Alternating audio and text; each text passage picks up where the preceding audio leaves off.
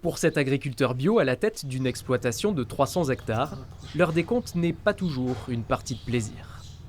Quand je me suis installé, on avait des marges de l'ordre de 30% de revenus.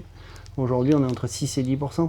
En gros, en marge nette. On est deux associés et avec mon associé, on n'arrive pas à prélever la totalité des salaires qu'on devrait avoir, qui sont des salaires pourtant relativement faibles.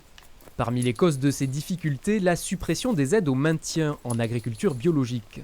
Donc ça, c'est les tout petits. Et là-bas, il y a ceux qui ont 6 semaines de plus. Alors que le bio se vend plus difficilement qu'il y a quelques années, cette diminution des aides est un poids conséquent pour les producteurs.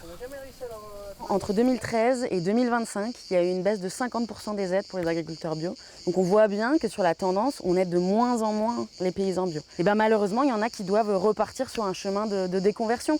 Et alors qu'ils ont changé leur système, qu'ils ont fait énormément d'efforts. Un abandon de la pratique biologique que Jules Charmois n'envisage pas. En revanche, son inquiétude est grande alors que 5 salariés travaillent sur l'exploitation.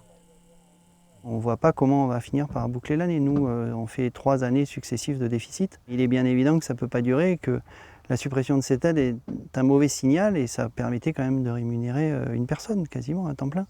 Pour optimiser ses revenus, Jules Charmois réfléchit à de nouvelles façons de valoriser ses produits, notamment en circuit court.